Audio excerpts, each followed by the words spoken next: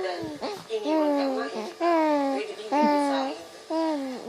Kaya lang hindi na siguro yung kagaya ng dati na may tiwala tayo sa isa't isa kasi ako yung nanira ng tiwala natin. Sana patawarin mo ako. Ano yung pangalawang gagawin mo pagkatapos nito? Palayain ko si Archie. Palayain si Archie. Ito na ang pagkakataon mo.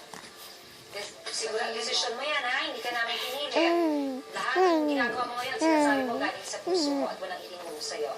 Para sa akin ako po. Sige, sabihin mo na kay Archie. Diretso ka na sa asawa ko. Kailangan ka na anak ko kasi ako na kailangan siguro itutuwid ko na lang yung pagkakamali ko. Bumalik ka na sa asawa mo. So, kanina kasi narinig natin ang desisyon ni Archie. Hindi daw siya babalik sa asawa niya.